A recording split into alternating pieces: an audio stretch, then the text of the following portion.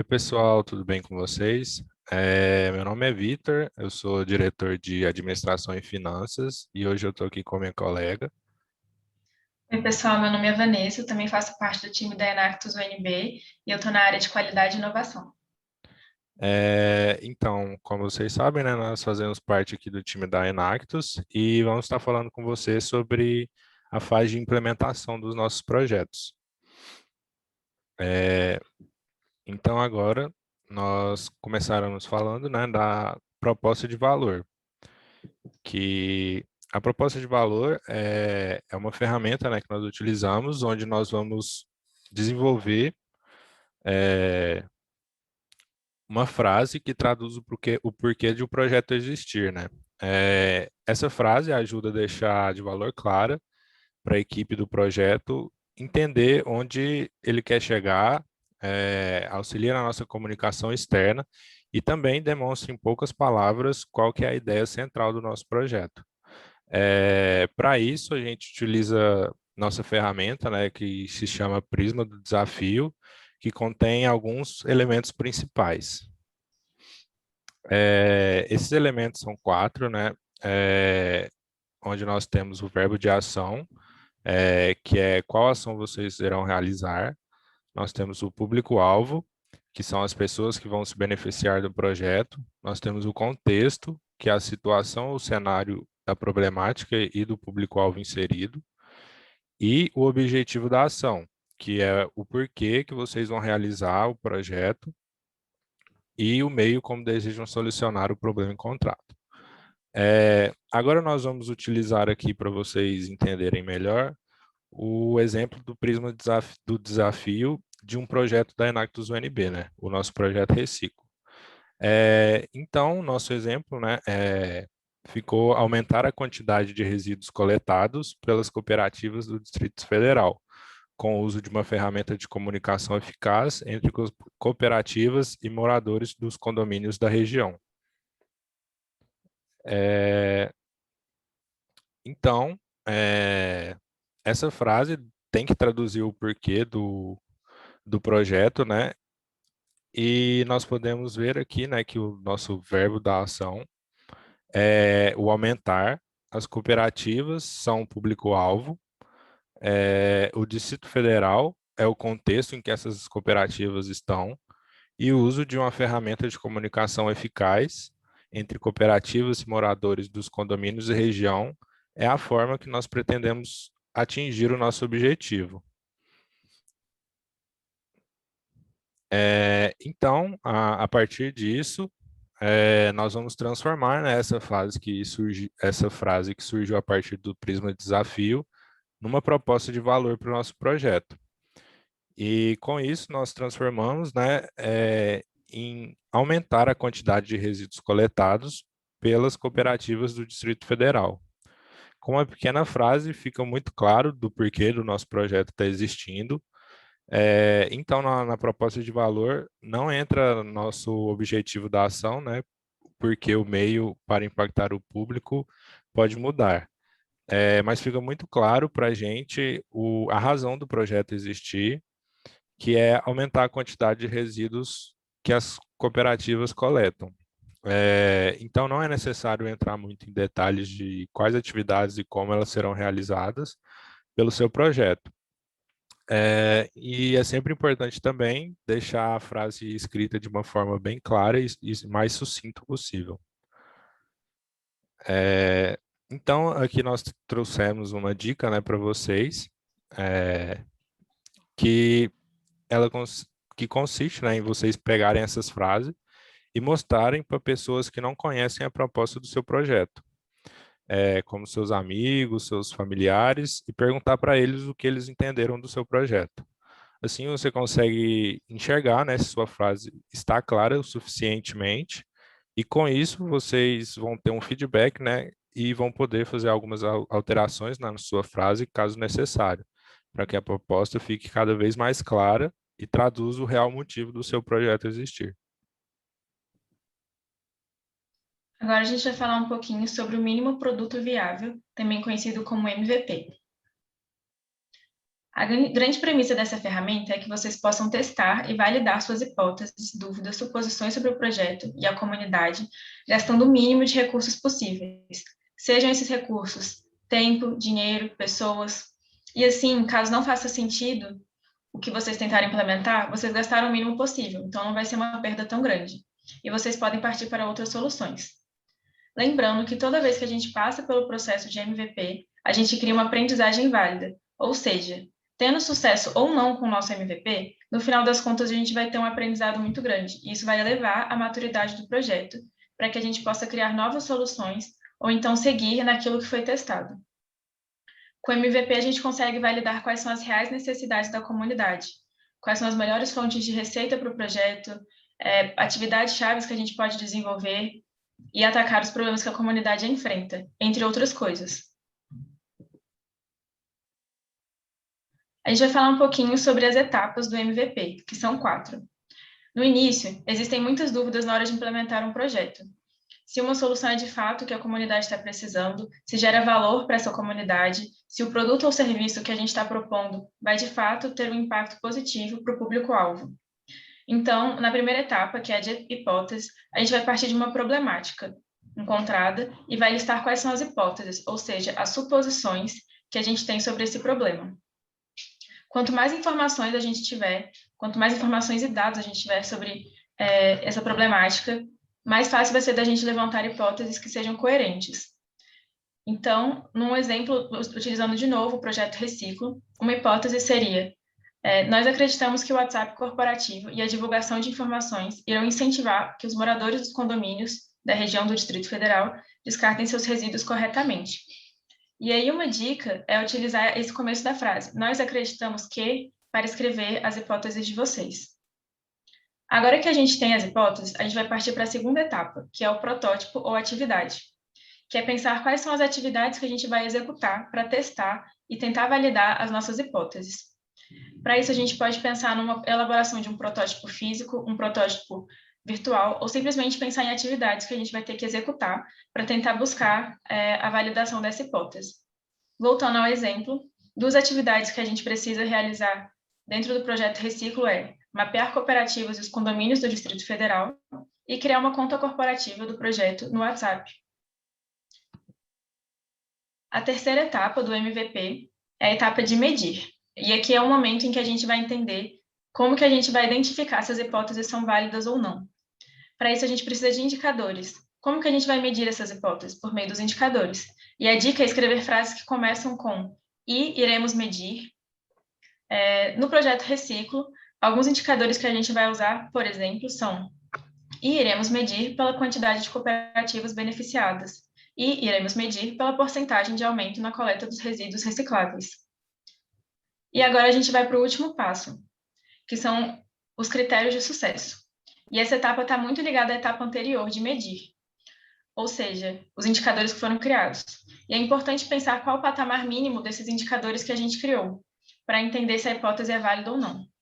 Então, para cada indicador criado, a gente vai criar um critério de sucesso. Voltando ao exemplo, para o indicador "e iremos medir pela quantidade de cooperativas beneficiadas", a gente vai ter um critério de sucesso de "nós estaremos certos se 4 cooperativas forem beneficiadas". E aí, de novo, uma dica: começar a frase com "nós estaremos certos se". Já para o segundo indicador, pela porcentagem de aumento na coleta de resíduos recicláveis, o critério de sucesso seria: nós estaremos certos se houver um aumento de 20% nos resíduos coletados. Agora vamos medir os resultados do MVP. Vamos imaginar uma primeira situação, em que todos os critérios todas as hipóteses que a gente criou foram validadas como relevantes. Mas será que elas realmente foram relevantes?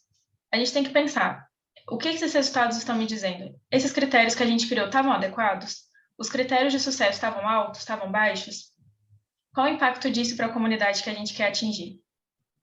E também, caso digamos que nenhuma das hipóteses que a gente criou foi validada, o que isso quer dizer? Quer dizer que, de fato, o que a gente fez não deu resultado? Ou será que a gente colocou critérios muito altos, considerando o que a gente tem para oferecer? E aí a gente tem que pensar bastante, fazer essas reflexões e tomar uma entre 2 decisões: perseverar ou pivotar.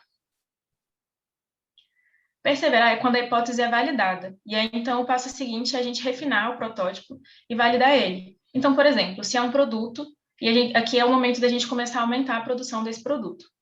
Pivotar, por outro lado, é quando as reflexões levam a gente a crer que aquele MVP não foi de um bom resultado. Então, a gente vai voltar desde o início e rodar novas hipóteses no novo ciclo de MVP. E esse ciclo de MVP ele pode acontecer quantas vezes forem necessárias, até que a gente encontre um MVP que seja, de fato, validado e que a gente possa perseverar nele. Independente do que a gente decidir, perseverar ou pivotar, é muito importante registrar essas informações em algum lugar, de forma que as informações não fiquem só para quem participou desse ciclo de MVP, mas que caso outras pessoas entrem na equipe e participem do projeto, elas também consigam entender o que aconteceu até o momento atual. E aí toma cuidado com algumas coisas na hora de criar as hipóteses e fazer todo esse ciclo de MVP. Não crie uma quantidade excessiva de hipóteses. Crie hipóteses de problemas que estejam ao alcance do time resolver. Sejam específicos na criação da hipótese. Então, nada de criar uma hipótese muito abrangente. E lembre que hipóteses são diferentes das atividades a serem realizadas pelo time. Então, gente, a próxima ferramenta que nós vamos falar é sobre o planejamento estratégico do projeto. Então, conceitualizando, né, o planejamento estratégico é um conjunto de ferramentas que vão assessorar a criação e gerenciamento do seu projeto. O planejamento estratégico, ele auxilia no desenho do projeto ao longo prazo, para que você consiga visualizar e gerenciar de fato seu projeto. E é necessário ter bem definido o propósito do seu projeto antes de iniciar o planejamento estratégico, bem como sua missão, visão e valores e o objetivo principal desse projeto está existindo. Então, para deixar isso mais claro, nós vamos agora tratar um pouco da estrutura dele. Então, o planejamento estratégico é dividido em três principais partes: os objetivos estratégicos, os objetivos táticos e as atividades operacionais. Então, inicialmente, os objetivos estratégicos são os grandes sonhos, objetivos do projeto, ou seja, é aquilo que você deseja alcançar com a solução. É ideal que você tenha de 3 a 4 objetivos principais, lembrando sempre de ser realista na criação desses objetivos, para que esses sejam alcançáveis. Então, depois nós temos os objetivos táticos, e eles são as metas periódicas que vão ser definidas para se alcançar os objetivos estratégicos. Então, o que isso significa, né? Eles são os principais pontos e trabalhos que vocês vão ter que realizar. Isso eles podem ser mensais, trimestrais ou semestrais, para que os objetivos estratégicos sejam cumpridos. E, por fim, nós vamos ter as atividades operacionais, que estão dentro dos objetivos táticos. Então, como vocês podem ver, é uma cascata de objetivos, né, onde um depende do outro, que são as atividades, então, são tarefas semanais a serem realizadas para cumprir os objetivos táticos. Então, ao definir elas, é necessário que vocês não estabeleçam muitas atividades para cada objetivo tático, lembrando sempre de deixá-los alcançáveis. E, além disso, elas devem ser atividades realizáveis em até uma semana. E pensando nisso, né, utilizando a metodologia Scrum, essas atividades devem estar sempre dentro de um ciclo de sprint. Então, além disso, por fim, né, é importante vocês definirem um cronograma das suas atividades operacionais para que você consiga ter esse gerenciamento efetivo. E para exemplificar, né, para deixar isso mais claro, nós trouxemos mais um exemplo para vocês. Então, aqui nós estabelecemos como objetivo estratégico estabelecer um canal efetivo de troca de feedback entre o nosso time e a comunidade, né? E para isso nós podemos definir alguns objetivos táticos, e aqui nós trouxemos como exemplo para vocês estudar técnicas de relacionamento e promover coesão entre equipe e público-alvo. E por fim, nós então definimos as atividades operacionais, né, que vocês podem ver aqui na nossa imagem. E nós distribuímos elas por semanas específicas, para que nós possamos ter um controle efetivo, nós possamos visualizar qual a data prevista para aquilo ser entregue, se essa atividade foi entregue, se ela está em desenvolvimento, se ela foi concluída e se ela não foi atrasada. Para isso, você enxergar as pendências do seu projeto e ter controle do que está acontecendo dentro dele. O próximo tópico que a gente vai conversar são os indicadores de desempenho. Quando a gente fala de projetos, a gente parte de uma ideia, a gente faz um planejamento, implementa, enxerga resultados e no final a gente quer chegar a um objetivo final. Então, para a gente conseguir identificar se a gente está no caminho certo, caminhando em direção a esse objetivo final, a gente precisa mensurar. E aí o William Edwards Deming falou uma frase bem interessante sobre isso, que não se gerencia o que não se mede. Ou seja, se eu não faço o acompanhamento do meu progresso, eu não consigo dizer se eu estou chegando perto do meu resultado esperado ou não. Então, os indicadores de desempenho são um conjunto de medidas que vão ser utilizadas para avaliar a nossa performance ao longo do tempo. E aí, nessa aula, a gente vai dividir os indicadores em dois tipos, os indicadores de esforços e os indicadores de resultados.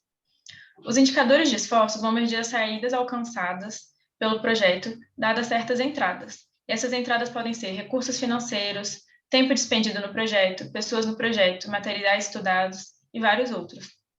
Como exemplo de indicadores desse tipo, a gente pode citar horas trabalhadas, capacitações realizadas, valor investido no projeto e outros. Já os indicadores de resultados são aqueles que nos ajudam a entender quais são as consequências para a comunidade daquelas entradas e saídas que o projeto teve. Um exemplo de indicador desse tipo seria a quantidade de pessoas beneficiadas pelo projeto, o valor aumentado na renda dessas pessoas e outros. Os indicadores de esforço são importantes para a gente entender se as entradas e saídas do nosso projeto estão nos ajudando a chegar ao objetivo final e alcançar os indicadores de resultado que a gente espera. Por isso é importante relacionar os dois e pensar como que eu posso melhorar os meus resultados olhando para os meus esforços. Para criar um indicador, a gente pode seguir essas etapas. Entender o que você quer medir, depois identificar se o indicador é de esforço ou de resultado. Em seguida, a gente tem que entender qual vai ser a forma que esse indicador vai ser coletado e com qual frequência que vai ser feita essa coleta. Depois precisa ser definido quem será o responsável por essa coleta e, por fim, qual é a meta que a gente quer atingir com esse indicador. E aí vamos dar um exemplo de novo, voltando ao projeto Reciclo. Então, o indicador seria a quantidade de moradores dos condomínios que entram em contato com a cooperativa pelo WhatsApp corporativo mensalmente. Então, o indicador é a quantidade de moradores que vão estar entrando em contato. A forma como isso vai ser medido vai ser pelas novas conversas iniciadas no WhatsApp. A pessoa responsável por isso é a pessoa que está gerindo o WhatsApp corporativo. E a frequência de medição vai ser mensalmente. E aí a gente pode criar uma meta de acordo com o que a gente espera do projeto. Então, por exemplo, 50 moradores entrando em contato a cada mês pelo WhatsApp corporativo. E é comum que no início de um projeto existam mais indicadores de esforços do que indicadores de resultados. Mas à medida que o projeto vai amadurecendo, é preciso a gente estar revendo esses indicadores e criando novos indicadores de resultado, para a gente saber se a gente está no caminho certo. E lembre também de periodicamente analisar esses indicadores e reavaliar se as metas estão condizentes com o período que o projeto se encontra. Bom, gente, então agora nós vamos falar sobre as vidas impactadas pelos seus projetos. Então, quais são as vidas impactadas? Quando se fala de um projeto social, é importante a gente entender de fato quem vai se beneficiar pelo projeto e como se dá esse impacto. Vidas impactadas são as pessoas que se beneficiam pelo seu projeto, ou seja, que tiveram de alguma forma uma melhoria na sua condição de vida financeira, condição de saúde, moradia, ganho de habilidades e conhecimentos, entre outras coisas. E para saber quem vocês devem considerar como vidas impactadas, vocês devem olhar primeiramente para a proposta de valor do projeto. A partir dela, você consegue identificar quem são as pessoas, stakeholders, que o projeto tem como objetivo impactar positivamente. E as demais pessoas são alcançadas.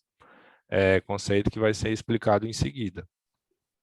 Se nós usarmos o projeto Reciclo como exemplo, né, as vidas impactadas serão dos trabalhadores das cooperativas de recicláveis e também dos moradores dos condomínios onde essas cooperativas vão estar inseridas, aqui no Distrito Federal. Então, para a gente finalizar a aula de hoje, a gente vai falar de alcance. Como o Vitor comentou, existe uma diferença entre as vidas impactadas e o alcance. E aí, então, o que é o alcance? O alcance está relacionado às pessoas que tiveram conhecimento sobre o projeto, mas não fazem parte daquele público-alvo que a gente quer gerar mudanças positivas na vida delas. Então, podem ser pessoas que conheceram o projeto por mídias sociais, por rádio, por notícias em jornais, ou, sei lá, viram uma banca do nosso projeto numa feira, mas não são pessoas que vão estar diretamente impactadas pelo trabalho que a gente está fazendo com o nosso projeto. Então, é importante alinhar o alcance com as vidas impactadas, para compreender o público-alvo principal e o público-alvo secundário, sendo que as vidas impactadas são o público-alvo principal, aquele que a gente conversou lá no início, na proposta de valor, e o alcance é o público-alvo secundário. Ele pode ajudar a gente e vai ajudar a gente a atingir o objetivo final. Então, fazendo divulgação do projeto, contribuindo com doações, mas não vão ser eles que vão estar sendo atingidos diretamente. E aí cabe dizer que o sucesso do projeto ele vai estar relacionado com o número de vidas impactadas e não o número de pessoas alcançadas, porque justamente nosso objetivo final é impactar essas pessoas do público-alvo primário, né? Então, alguns canais por onde é possível fazer um alcance a essas pessoas do público-alvo secundário são canais de comunicação, como mídias sociais, as redes sociais, Instagram, Facebook, entre outros, televisão, jornais, rádio, como também o contato direto, como eu já havia citado. Então, em eventos, palestras, feiras e ações pontuais. Então, esse é o fim da nossa aula, gente. Muito obrigado aí pela atenção de vocês, por estar junto aqui com a gente na nossa aula. Esperamos que vocês tenham aprendido mais sobre a etapa de implementação de um projeto e vocês podem seguir a Enactus UNB nas nossas redes sociais, que estão aqui na nossa tela, e ficar por dentro de tudo que acontecemos. Nós te esperamos aí na aula 5, onde você vai aprender mais sobre como mensurar o impacto do seu projeto. Então, muito obrigado de novo, gente. Tchau, tchau, pessoal. Tchau.